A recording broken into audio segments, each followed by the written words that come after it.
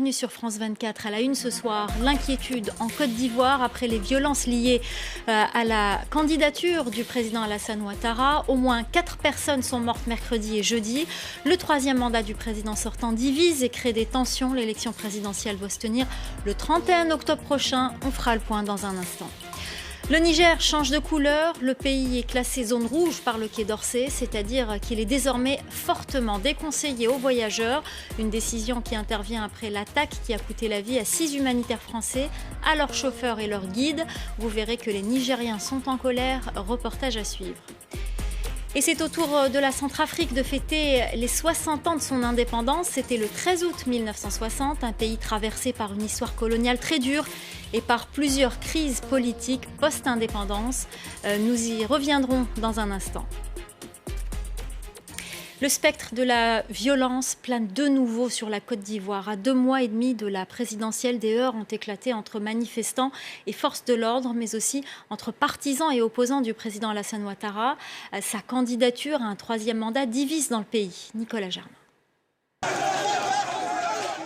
Des scènes de heurts à Abidjan qui réveillent de mauvais souvenirs en Côte d'Ivoire. 10 ans après la crise post-électorale de 2010, les tensions sont de retour. Les autorités avaient interdit les manifestations. Plusieurs personnes ont été tuées. L'opposition demande à Alassane Ouattara de ne pas se représenter à la présidentielle du mois d'octobre. Nous manifestons pour le départ du président Ouattara. Parce que la Constitution a été violée. Et nous ne voulons pas accepter un 3e mandat. Nous demandons à toute la population ivoirienne de nous joindre pour faire partie Ouattara par tous les moyens pacifiques. La Constitution ivoirienne limite à 2 les mandats présidentiels. Mais le camp Ouattara affirme que comme la Constitution a été changée en 2016, soit 1 an après la réélection de son leader, le compteur des mandats doit être remis à 0. Initialement, Alassane Ouattara, qui a 78 ans, avait déclaré qu'il ne briguerait pas un 3e mandat. Mais le candidat de son parti, Amadou Gon Coulibaly, est décédé en juillet d'un infarctus. Alors, la semaine dernière, Alassane Ouattara change ses plans. Face à ce cas de force majeure, et par devoir citoyen, j'ai décidé de répondre favorablement à l'appel de mes concitoyens me demandant d'être candidat à l'élection présidentielle du 31 octobre 2020. Les violences n'ont pas éclaté uniquement à Abidjan, mais également dans plusieurs autres villes, dont Bonoua, Daoukro et Ferkessédougou. Le Niger passe en zone rouge dans la classification du Quai d'Orsay. Paris déconseille fortement à ses ressortissants de se rendre dans le pays. À l'exception de la capitale Niamey qui reste orange, l'intégralité du territoire nigérien est désormais considérée comme dangereux. Les Nigériens sont furieux. Reportage de nos envoyés spéciaux Patrick Fandio, Tristan Lepé et Omar Hama. Une carte rouge vif à la une d'un grand quotidien nigérien. Rouge, la couleur de la zone d'insécurité dans laquelle est désormais classé tout le Niger, à l'exception de Niamey. Une décision française suite à l'attentat de dimanche dernier à Kouré qui provoque la colère de certains activistes locaux, des leaders de la société civile comme Nuhu Arzika qui en veut à la France. Si la France estime qu'on est dangereux et qu'on est rouge, alors l'ambassadeur français plus tous les Français qui sont ici n'ont qu'à plier bagage pour partir. Mais ce que ça va avoir comme conséquence, c'est que c'est une fausse publicité qu'on nous fait. C'est une mauvaise campagne. Classer presque tout le Niger en rouge, alors que le Sud Mali ou Burkina sont orange, voilà de quoi alimenter la fureur des professionnels du tourisme nigérien. Sido Oumarou venait d'investir des dizaines de millions de francs CFA pour des safaris dans un désert tout près de Niamey. Tous ces investissements sont à l'eau. Parce que tout simplement, le Niger vient d'être classé rouge. Un coup près comme ça, c'est du suicide, c'est insensé, c'est incompréhensible. La première conséquence, c'est tuer tout un segment de tourisme. Pas un segment, tuer tout le tourisme entier. Sido Oumarou comptait développer ce mini-désert à 12 km de Niamey. Un site qui pourrait désormais être inclus dans la zone rouge et interdit aux expatriés français comme Jacques Lacour, résident au Niger depuis 38 ans et exploitant d'un camp de touristes dans ces dunes.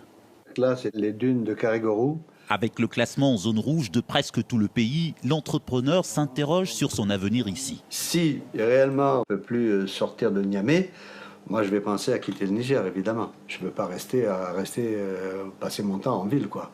Donc ça ne m'intéresse pas du tout. Moi, je m'étais totalement adapté au pays, quoi. Le secteur touristique au Niger reconnaît la nécessité de renforcer la sécurité, mais souhaite faire lever le classement en zone rouge. Une mesure susceptible, selon ces professionnels, d'appauvrir des milliers de Nigériens et de les laisser ainsi à la merci des recruteurs de groupes armés. L'opposition malienne ne rencontrera pas le président Ibrahim Boubacar Keïta. Elle rejette la proposition du médiateur des États ouest-africains, l'ex-président nigérian Goodluck Jonathan. Motif invoqué, leurs militants font l'objet de chasse à l'homme. Il n'y aura pas de discussion tant que le régime poursuivra la répression. C'est ce qui a été déclaré en substance. Écoutez. Il y a aujourd'hui des détenus politiques issus de nos rangs. Et nous n'attendons rentrer dans aucune négociation, dans aucune discussion avant leur libération pure et simple. Il y a eu des tueries dans ce pays, 23 morts. Et à ce jour, il n'y a aucune indication sur les auteurs, sur les commanditaires et sur les complices. Nous pensons que cela est inacceptable. On aurait dû aujourd'hui nous dire qui est responsable, qui a donné l'ordre et qui est complice. Aussi longtemps que cela n'est pas fait, nous ne serons rentrés dans aucune logique de discussion.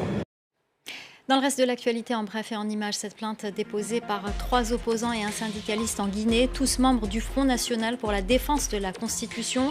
Ils ont saisi la commission de la CEDEAO pour dénoncer les manquements de leur pays en matière institutionnelle. La fin du pompage des hydrocarbures renfermés dans les réservoirs du bateau échoué à Maurice.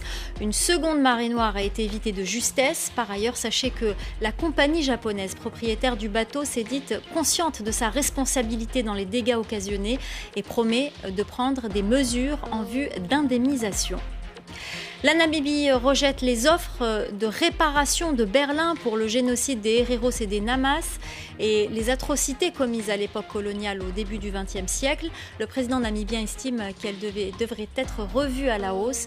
En 2015, les 2 pays ont entamé des négociations en vue d'un accord qui pourrait contenir des excuses officielles de l'Allemagne et la promesse d'aide au développement en guise de dédommagement. Après le Bénin, le Niger, le Burkina Faso, la Côte d'Ivoire et le Tchad, c'est au tour de la Centrafrique. Le pays fête le 60e anniversaire de son indépendance.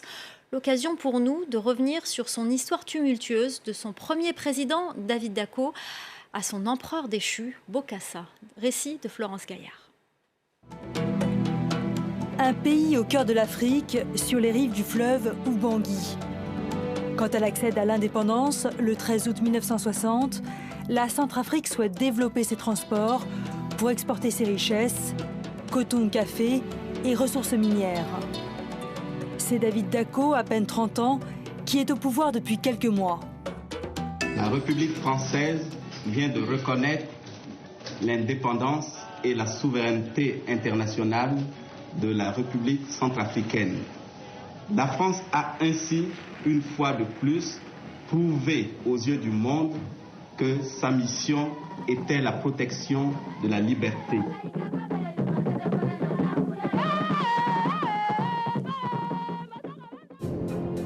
Pendant des siècles, l'esclavagisme transsaharien décime la population d'Afrique centrale. À la fin du 19e siècle, les Belges sont les premiers Européens sur les rives du fleuve Ubangui. Mais ce sont les Français qui en font une colonie, l'Ubangui-Chari, bientôt intégrée à l'AEF, l'Afrique équatoriale française. La colonisation est très brutale, le travail forcé et les ressources pillées. Le spectacle dans les villages que nous avons parcourus, c'était le fait d'arrêter tout le monde dans le village à partir de 12-13 ans. De leur attacher la corde au cou, de les maintenir ainsi liés les uns aux autres et de les conduire ensemble sur la plantation de coton qu'ils devraient défricher toute la journée, sans manger, sans boire, jusqu'au soir, sous des coups de chicotte des gardes. Et beaucoup sont morts de cela et ce spectacle m'a marqué. En 1946, Barthélemy Boganda, député à l'Assemblée nationale française, crée le mouvement pour l'évolution sociale de l'Afrique noire, le MESAN. Considéré comme le père fondateur de la nation centrafricaine, il n'assiste pourtant pas aux fêtes d'indépendance, car son avion s'écrase un an plus tôt dans des circonstances troubles. La France impose alors son jeune neveu, David Dacko, aux dépens de son héritier, Abel Goumba. 6 ans plus tard, il est renversé lors d'un coup d'État qui profite à son cousin et chef d'état-major, Jean Bédel Bokassa. Le soldat s'autoproclame empereur de Centrafrique. Il est destitué à son tour par la France en 1979. Au Kenya, la grande migration des gnous dans le parc du Masai Mara attire chaque année des centaines de milliers de visiteurs étrangers. Mais la crise du coronavirus est passée par là. Pendant des mois, le parc était privé de visiteurs. Heureusement, ils sont de retour. Un tourisme essentiellement local qui fait du bien au secteur qui représente 10% du PIB du pays. Bastien Renouille s'est rendu pour nous au Masai Mara. Les frontières aériennes du Kenya ont rouvert le 1er août dernier, permettant aux touristes internationaux de venir visiter le pays de nouveau, à condition bien sûr d'avoir un test négatif du coronavirus. Mais pour l'instant, ce sont les touristes internes, les Kenyans et les étrangers qui vivent au Kenya, qui viennent en masse visiter le Masai Mara pour assister à la grande migration, ce phénomène naturel annuel qui habituellement attire des centaines de milliers de visiteurs venus de l'étranger. Pour l'industrie du tourisme dans la région, c'est une grande bouffée d'air frais. Je vous propose d'écouter un directeur d'hôtel qui n'avait pas reçu de visiteurs depuis la fin du mois de février. Les choses commencent à revenir à la normale. Les Kenyans se mettent à voyager à travers le pays. On accueille à nouveau des clients. On est même complet pour plusieurs jours. Donc on est vraiment très content et on reste confiant. Le gouvernement kényan sait qu'au cours des prochains mois, le nombre de touristes internationaux sera bien moins important que ce que le pays a connu au cours des dernières années. C'est pour cela que Najib Balala, le ministre du Tourisme, et Eliud Kipchoge, le grand champion du marathon, ambassadeur du tourisme du Kenya, se sont rendus à l'intérieur du Masai Mara le samedi 8 août afin d'encourager la population du Kenya à venir visiter le parc. Deux bonnes raisons selon eux. Tout d'abord pour découvrir ce joyau d'Afrique de l'Est, mais aussi pour encourager une population qui a extrêmement souffert économiquement de la crise du coronavirus. Voilà, c'est la fin du journal de l'Afrique. Restez avec nous, l'info continue sur France 24.